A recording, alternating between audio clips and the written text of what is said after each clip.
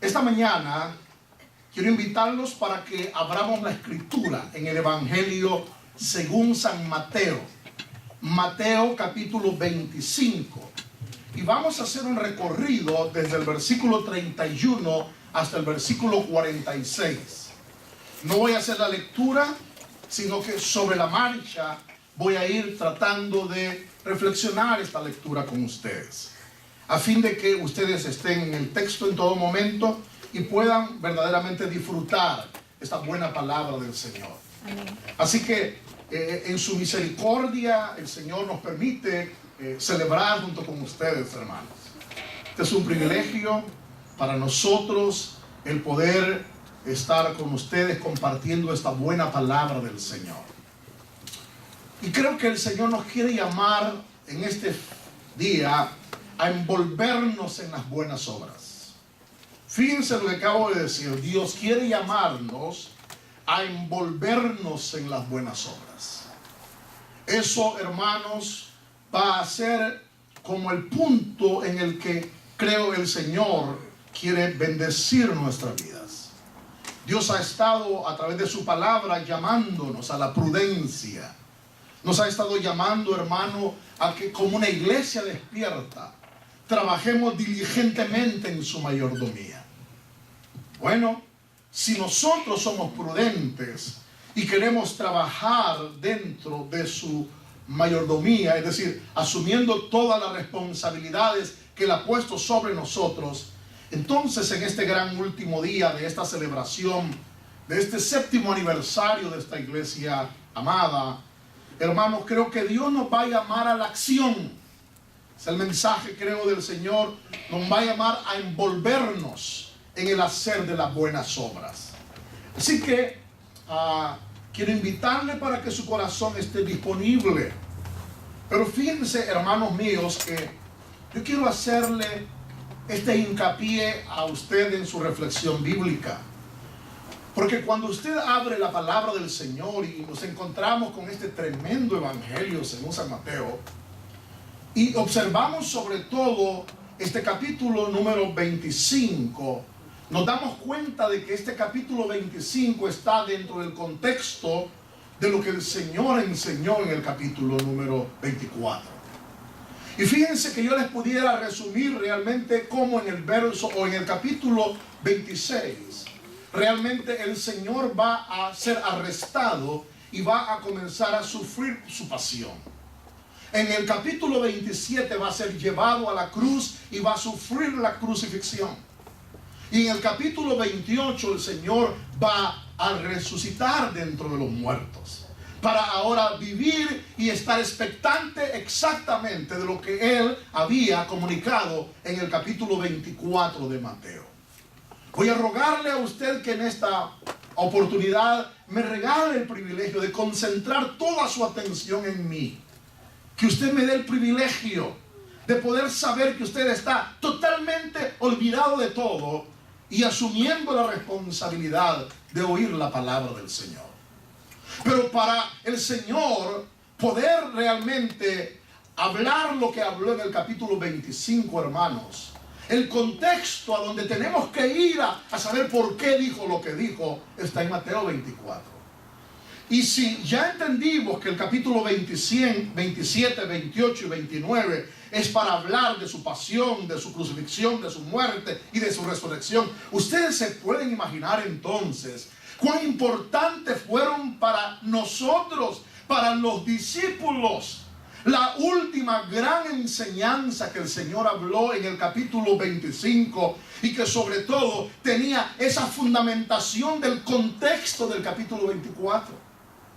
En el capítulo 24 el Señor invirtió en sus discípulos toda esa escatología, es decir, toda esa teología bíblica que iba a estar en ellos, pero a través desde entonces en ellos va a estar con el pueblo incluso de Israel hasta el último día, cuando el Señor aparecerá en las nubes de los cielos.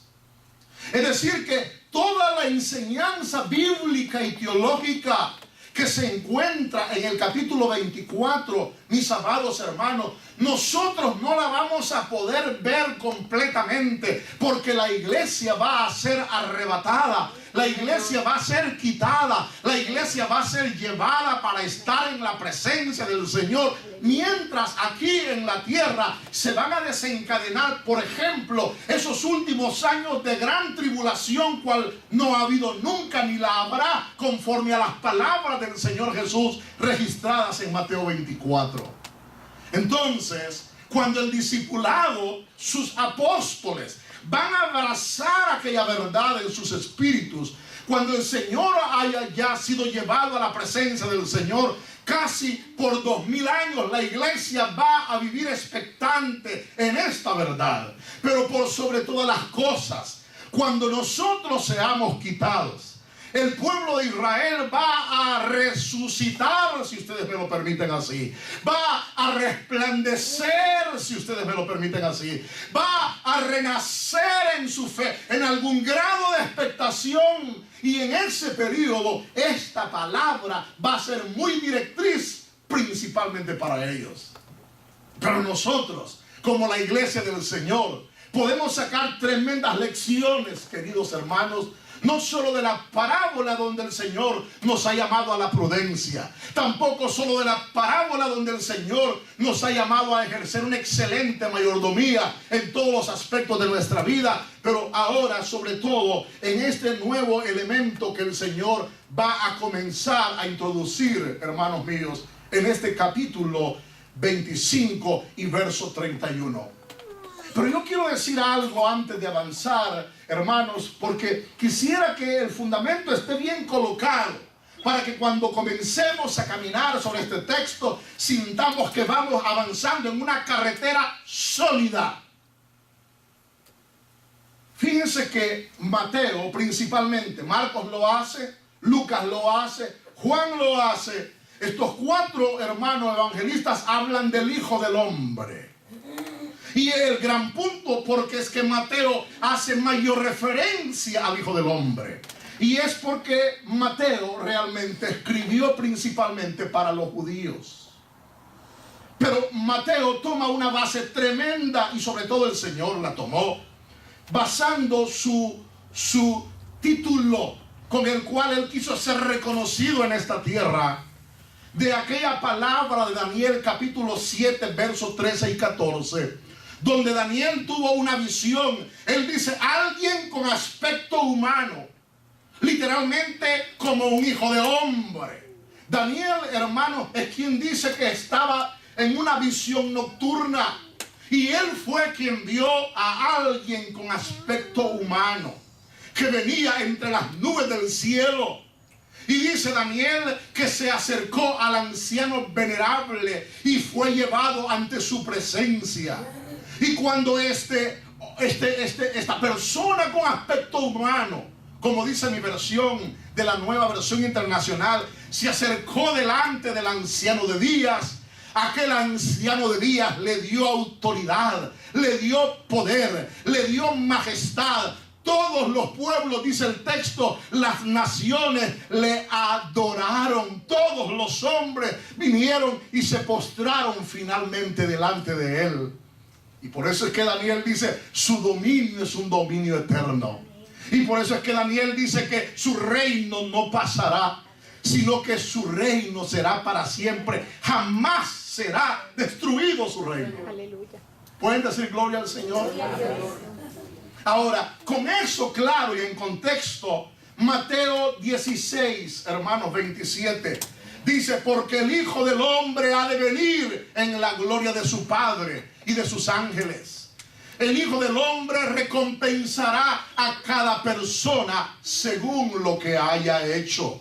Viene la hora, Mateo 19, 28, Jesús dijo, les aseguro que en la renovación de todas las cosas, cuando el Hijo del Hombre se siente en su trono glorioso, ustedes, está hablando el Señor con los apóstoles, se sentarán también en los 12 tronos para gobernar las 12 tribus de Israel.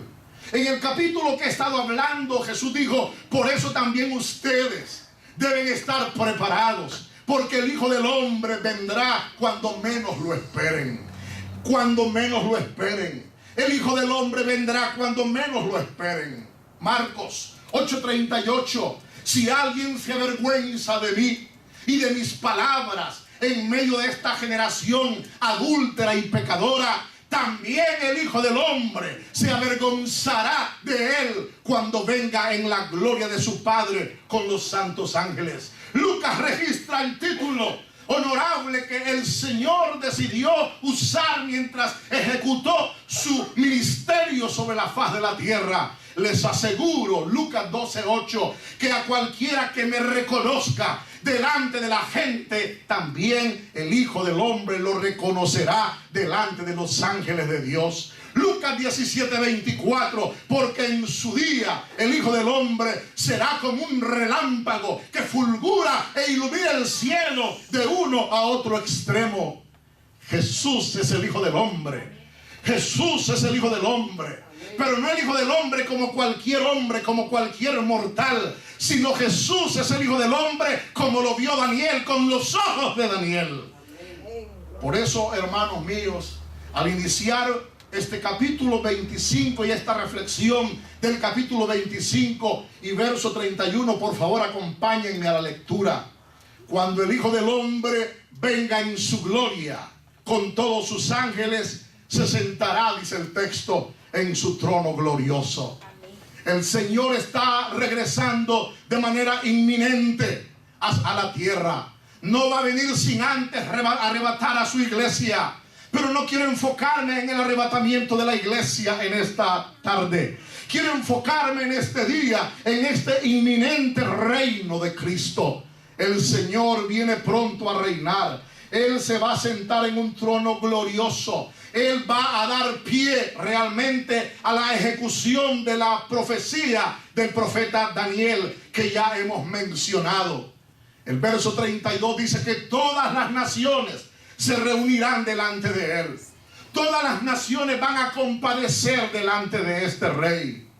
Todas las naciones vendrán delante de la presencia del Señor. Pero ahora oigan por favor, este rey va a separar a su pueblo entre todas las naciones. Verso 32, y él separará unos de otros.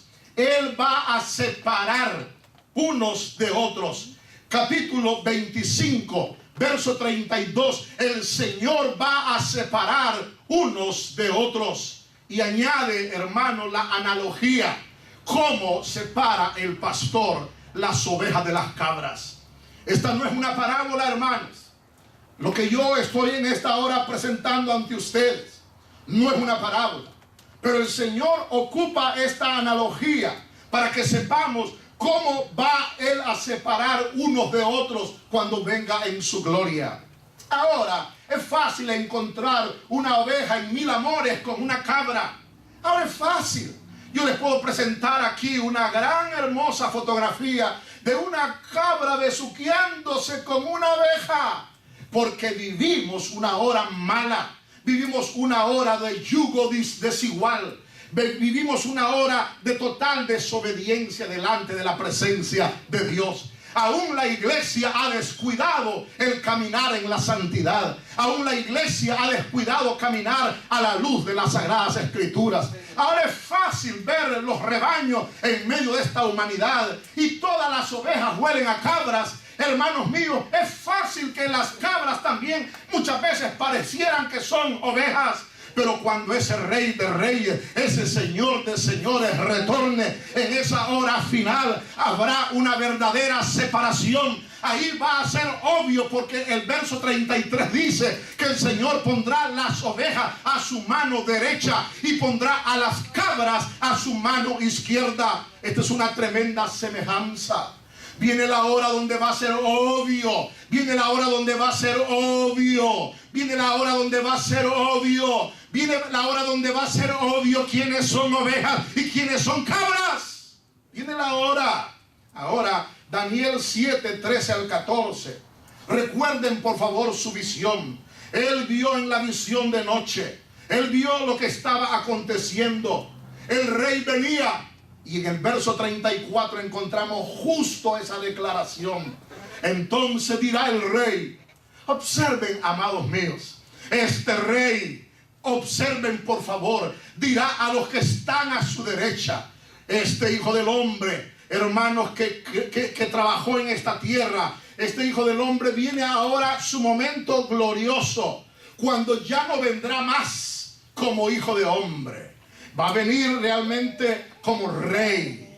Y observemos que el pueblo escogido por este rey será y ha sido un pueblo bendecido. Entonces dirá el rey a los que estén a su derecha, vengan ustedes, oigan esta palabra, hermano, vengan ustedes, hablando con las ovejas, vengan ustedes a quienes mi Padre ha bendecido. Dios es un Dios que bendice. No sé si pueden decir gloria al Señor en esta mañana. Pero qué tremenda bendición nos ha dado el Señor esta mañana, hermanos. Yo he sido tremendamente bendecido en medio de este tiempo hermoso con ustedes. Pero viene la hora donde el Señor, dice este texto, va a apartar a su pueblo y le va a decir en realidad, vengan ustedes a quienes mi Padre ha bendecido. Dios es un Dios que llama para bendecir. Dios no te ha llamado para maldecirte. Dios te ha llamado para bendecirte. Cuando Dios llamó a Abraham, lo llamó para bendecirlo. Abraham no tenía nada de especial. Nunca piensen que Abraham tenía algo de especial.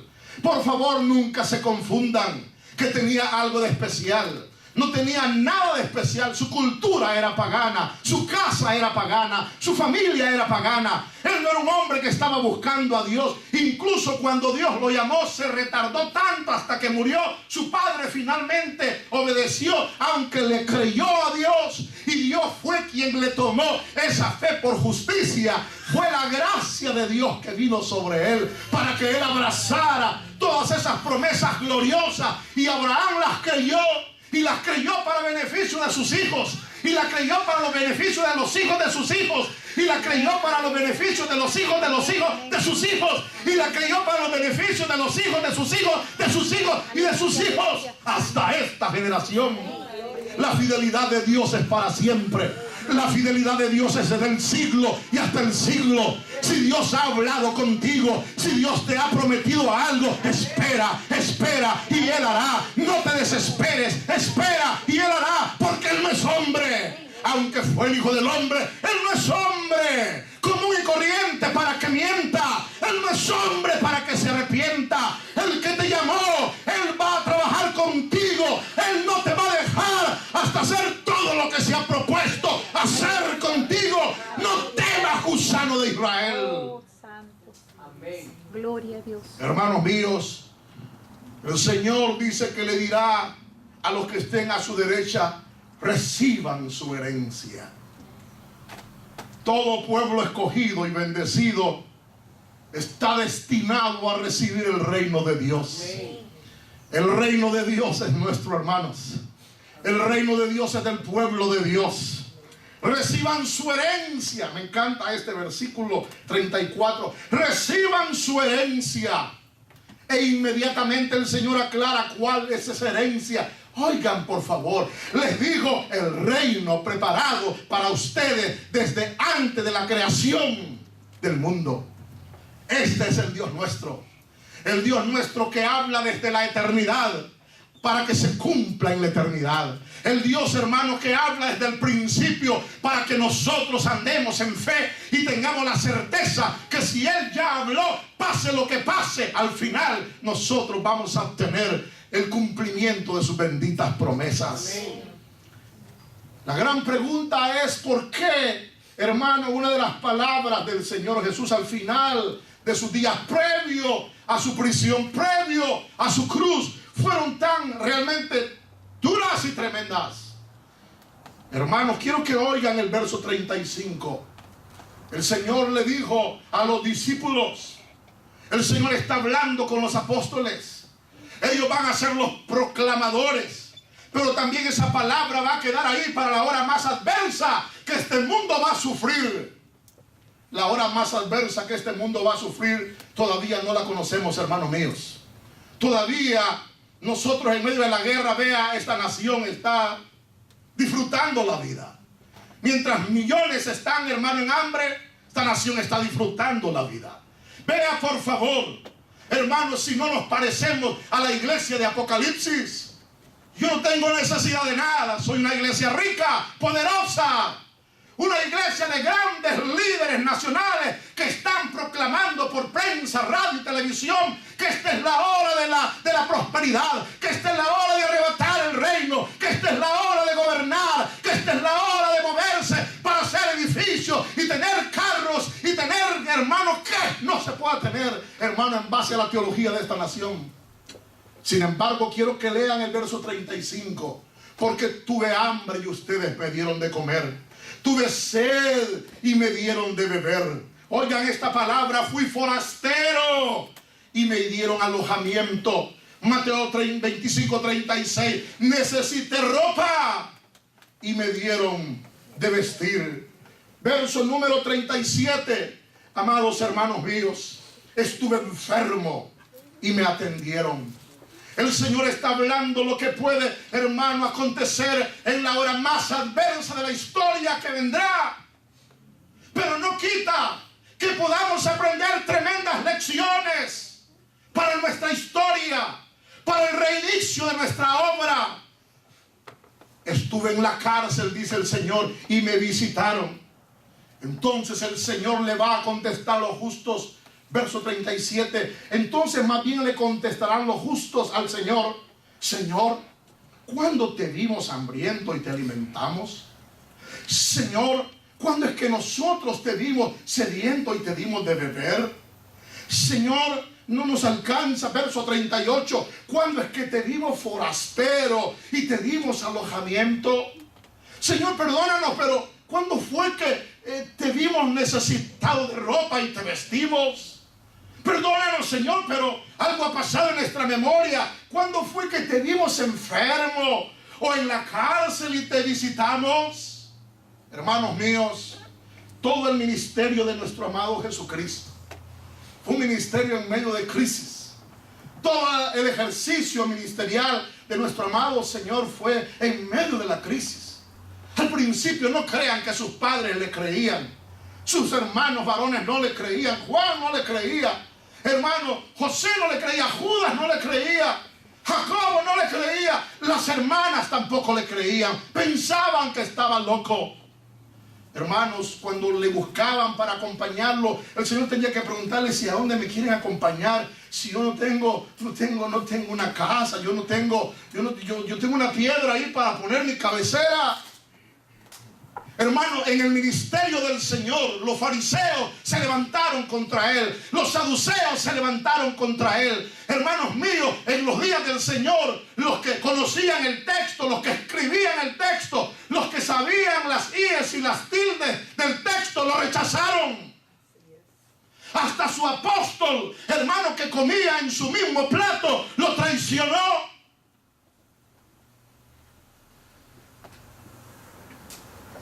Israel en las horas más difíciles va a reconocer en el texto: ¡ay de sus padres! Y sabrán y reconocerán y recordarán que son hijos de aquellos que le negaron. Pero hermanos, algo va a pasar en ellos, porque ellos se van a esforzar por cuidarse los unos a los otros. Ellos se van a buscar cuidar. Y vean por favor que esa es la conducta de Israel en la actualidad. Quizás ningún pueblo es tan cohesionado. Quizás ningún pueblo, hermano, es tan unido. Quizás ningún pueblo realmente trabaja tanto para que el hermano más débil luzca más fuerte como el pueblo de Israel. Hoy al más débil en nuestras iglesias lo echamos, hermano. Huele mal, que se vaya. No da nada, que se vaya. Con la misma ropa anda mi comadre, que se vaya. Verso 40, el rey le responderá: les aseguro que todo lo que hicieron por uno de mis hermanos, aún por el más pequeño, lo hicieron por mí. Quiero repetir ese texto si me lo permiten. El rey le responderá: les aseguro que todo lo que hicieron por uno de mis hermanos, aún por el más pequeño, lo hicieron por mí. El Señor valora tanto a sus ovejas. El Señor valora tanto a cada miembro, hermano, de su iglesia. Algunas veces nosotros los esposos somos tan injustos. La mujer que nos satisface sexualmente la maltratamos. La mujer que nos sostiene muchas veces nuestra ropa y nuestro cuidado como alimento, etcétera, el orden en casa, la maltratamos, con desprecio la cuidamos. Hombres, algunos de ustedes realmente no están reflejando el carácter de Cristo. Hombres, con dolor lo digo, algunos de ustedes parecieran animales, parecieran cabras que no entienden que hay un pastor que quiere cuidar sus ovejas con amor eterno. Dice el Señor en su palabra: te he amado. Tú deberías de tener un corazón amante por tu esposa, un corazón tierno, un corazón sacrificial. Tú deberías de hacer, y el Señor mismo lo plantea, como Cristo con su iglesia. Debería ser tu hombre en tu casa. Algunos de ustedes jóvenes, los entiendo, son irrespetuosos con sus madres, no son agradecidos con su padre. Han visto tanta desgracia en su casa entre papá y mamá que no tienen ningún ejemplo. Pero porque no leen la palabra, pero porque no están tratando de buscar a Jesucristo, pero porque no están tratando de aprender del Maestro.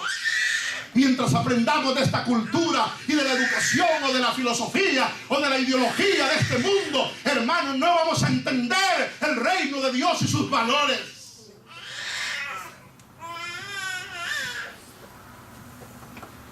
Pueden dar gloria al Señor, hermanos míos. Gloria a Dios. El rey les va a responder, les aseguro, que todo lo que hicieron por uno de mis hermanos, ¿quieren repetir después de mí como un eco? Aún por el más pequeño. Aún por el más pequeño. Pregúntate en la iglesia quién es el más pequeño.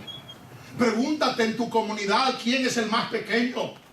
Hermanos, porque Dios es un Dios que va a justificar, porque va a darle honra al que honra merece.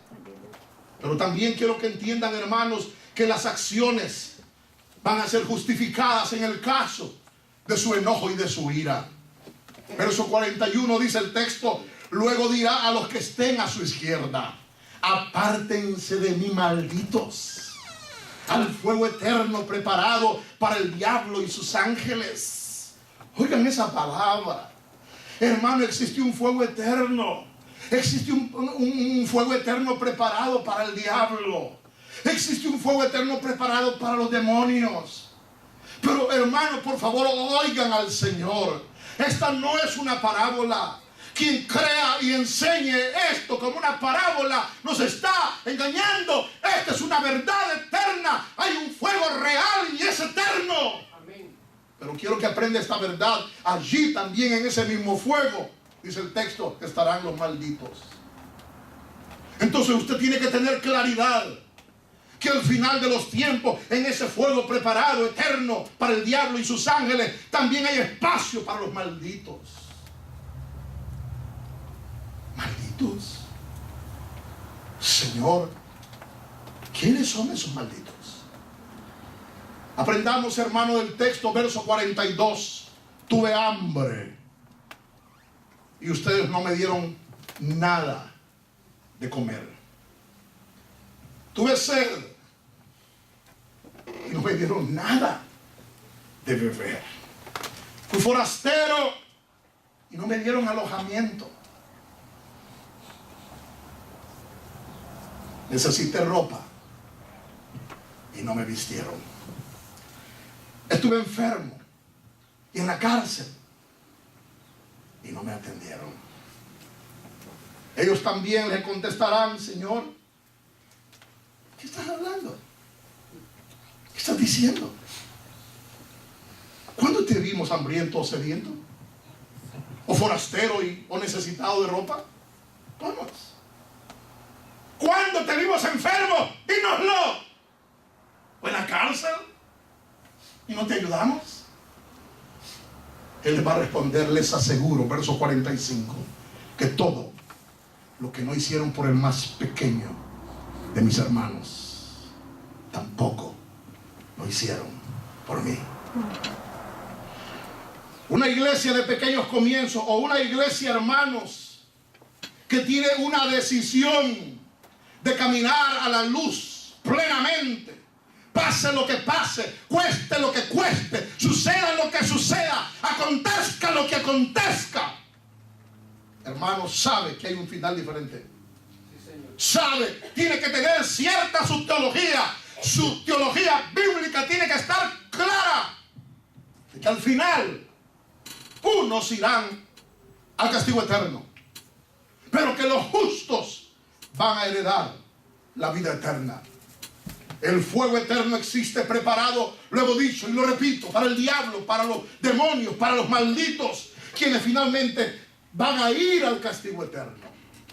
Pero hermanos, por otro lado, observemos que el pueblo de Dios recibirá su herencia, el reino de Dios. Y no solo eso, este verso nos está hablando que finalmente van a obtener la vida eterna.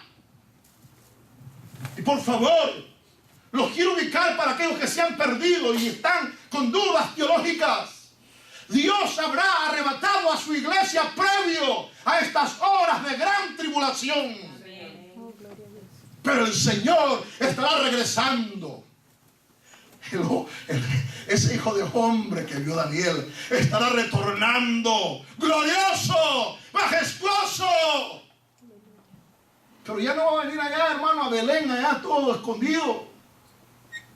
Aparecer, dice que todo ojo lo verá, aún lo que los traspasaron. Gloria al Señor. Lo verán. Pero yo quiero que usted aprenda una verdad, querida iglesia. Jesús da un gran ejemplo en el hacer de sus buenas obras a favor de los hombres. Yo no voy a avanzar más, hermano, en esa reflexión teológica de futuro. No voy a avanzar más. Esta no es mi intención esta tarde o este día con ustedes. Mi intención es oír la voz de Dios que ha hablado a mi corazón para decirles, hermanos, aprendamos de esta verdad. Aprendamos de esta preciosa palabra. Juan 10:32 dice de esta manera, oigan por favor.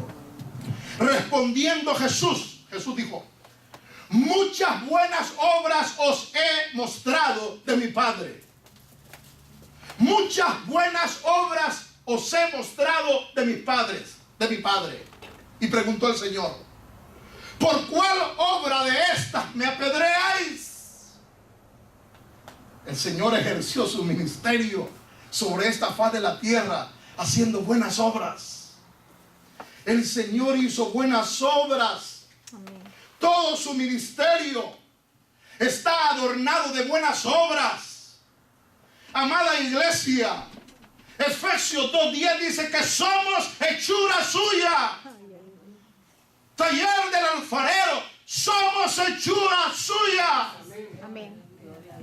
Iglesia de Cristo, nosotros somos hechura suya. Hemos sido criados en Cristo Jesús para que también nosotros hagamos buenas obras. Amén. Iglesia, Dios ha preparado de antemano las buenas obras para que nos ocupemos en ellas. Y si el Espíritu está en nosotros, el Espíritu abrirá nuestros ojos para que aprendamos a ver la necesidad en medio de nuestras comunidades, en medio de nuestras casas, alrededor de nuestro vecindario, en nuestras ciudades, en nuestra nación. El Señor va a abrir nuestros ojos. Amén, que así sea. Para que nos levantemos como iglesia y estemos realmente, hermanos queridos, trabajando para la gloria de su nombre. Si esta iglesia va a dar esa medida que Dios está esperando que su iglesia dé, el texto 1 de Timoteo 2:10, hablando con mujeres específicamente, hermano Pablo le dice que mujeres, les dice, como conviene a mujeres piadosas, ocúpense en las buenas obras. Amén. Amadas hermanas, muchas veces pareciera que no encontramos sentido para ministrar en el reino de Dios. estamos tan ocupadas muchas veces de lo temporal y de la carne y de nuestro yo, que no nos damos cuenta, no abrimos nuestros ojos para darnos cuenta que la necesidad nos rodea. Mujeres piadosas, tomen una tremenda decisión de vivir consagradas para Dios, de rendirse a Dios. Jóvenes piadosas, Amén. levántense para vivir en santidad, sin la cual nadie verá al Señor. Pero inmediatamente láncense a la tarea de hacer obras. El Señor las hizo y nosotros somos también responsables de hacerlas. En primeras de Timoteo 5:10, oigan este texto, el Señor hablando de cómo tener un buen testimonio. Primera de Timoteo 5:10 dice que el testimonio bueno que tenemos que tener es en relación con las buenas obras. Mujeres, oigan eso. Ustedes tienen que olvidarse, hermanas mías, que viven en esta generación mala y adulterina. Ustedes tienen que tomar una decisión sensata. Ustedes tienen que ser mayordomas de lo que el Señor ha puesto en ustedes. Cuiden los talentos que Dios les ha dado. Somos responsables de cuidar lo que Dios ha puesto en nuestras manos.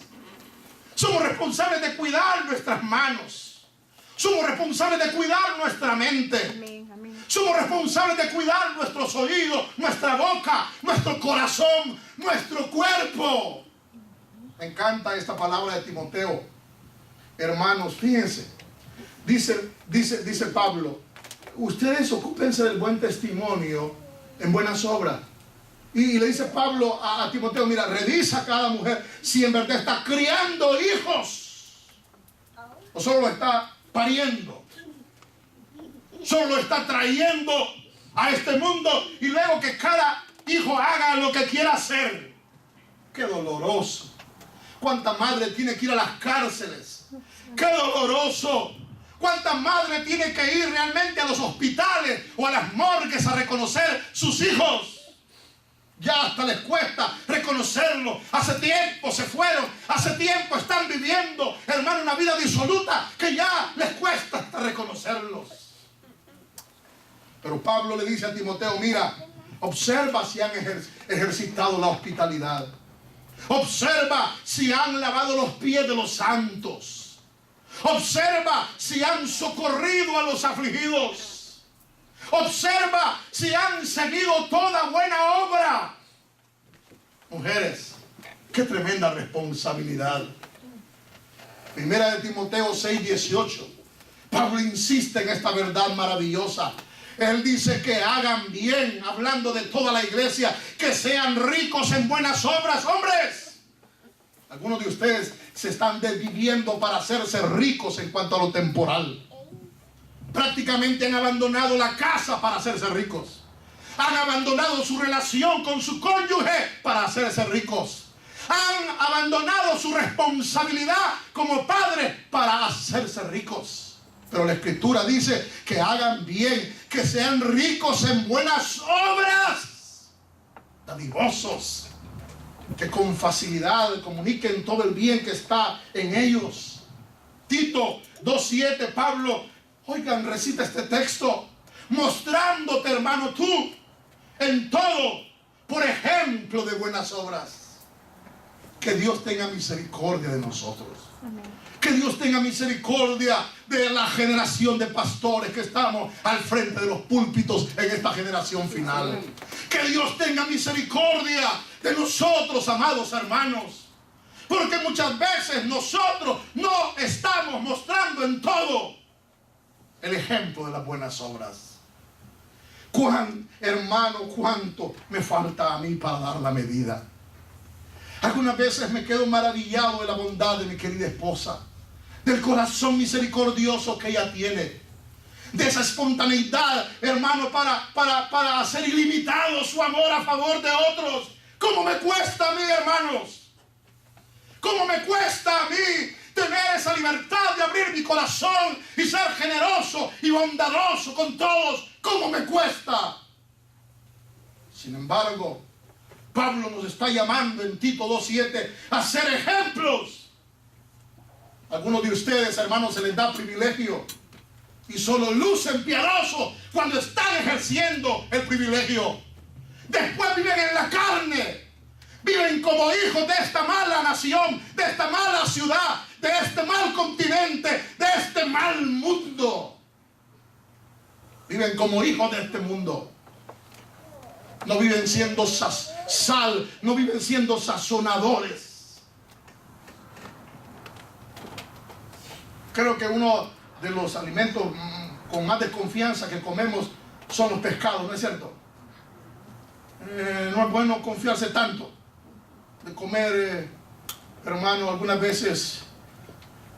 Pero cuando le echan sal, qué buenos son, hermano. Cuando están así bien sazonados con sal, qué difícil es que, hermanos, se arruinen. La sal los ha preservado. Huelen mal, pero bien preservados. Yo no sé, hermano, qué clase de generación realmente está haciendo la iglesia en este momento. Pero me encanta este texto. Buenas obras en el ejemplo, mostrando integridad. Incluso habla de la doctrina. Tito 2:14 dice que hablando de Cristo se dio a sí mismo por nosotros ejemplo, para redimirnos de toda iniquidad. Somos libres, para limpiar un pueblo propio. Pero oigan, no ha terminado. Celoso de buenas obras. Tenemos que recuperar ese celo. Volver al principio a recuperar el celo. El celo por la santidad de Dios. El celo por la presencia de Dios. El celo por el mover de Dios. El celo por la casa de Dios. El celo por la palabra de Dios. El celo por la doctrina de Dios. El celo por su gloria. El celo por sus manifestaciones. El celo por la oración. El celo por la adoración. El celo por la santidad. El celo para que Dios salve, para que Dios sane, para que Dios liberte, para que Dios transforme vidas, para que Dios recoja. Integre esta iglesia, nuevos creyentes, en la certeza de que en medio de la sazón del pueblo de Dios, ellos van finalmente también a ser sazonados por la palabra, por el amor, por la administración. Hermanos, este mensaje es digno de confianza. Pablo dice a Tito 3:8, este mensaje es digno de confianza. Y Pablo le dice a Tito, quiero que lo recalques. Oigan, hermanos, oigan la voz del Espíritu para ustedes. Quiero que lo recalques para que los que han creído en Dios se empeñen en hacer buenas obras. Amén. Amén.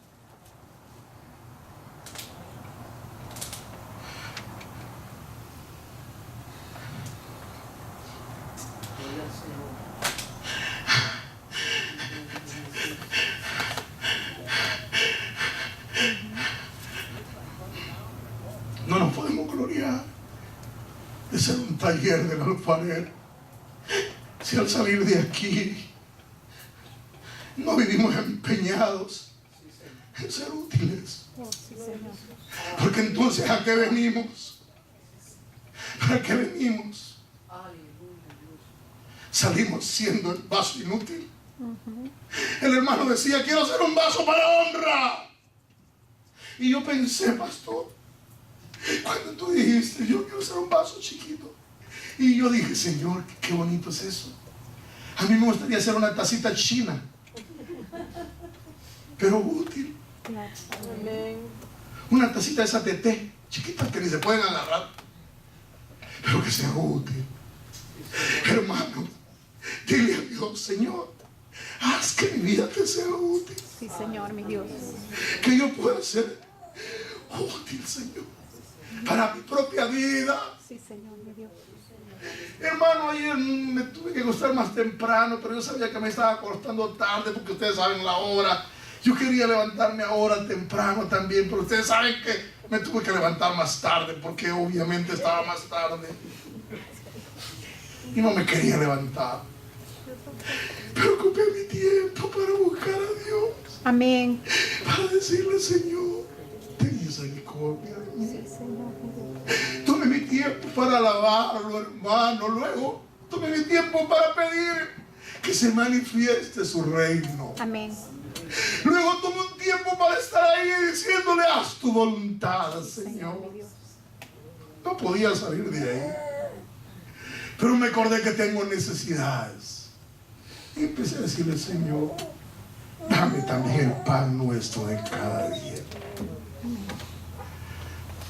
Hermanos míos,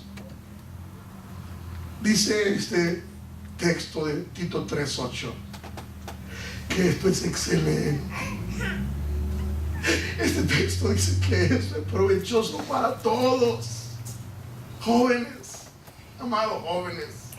Isaí, amado Isaí, este mensaje es digno de confianza.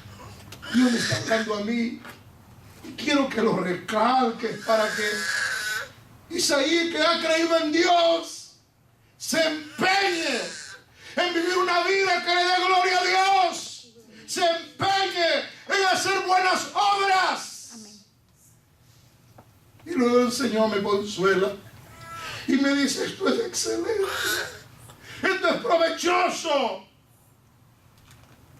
Isaí quizás es el joven hermano más joven de esta reunión, pero es provechoso para todos. Yo quizás soy el superabuelo de todos aquí, pero hermano, esta palabra también es provechosa para mí. Hombres, mujeres, jóvenes, yo no puedo hablar con los niños de pecho. Que hablen ellos, óiganlos.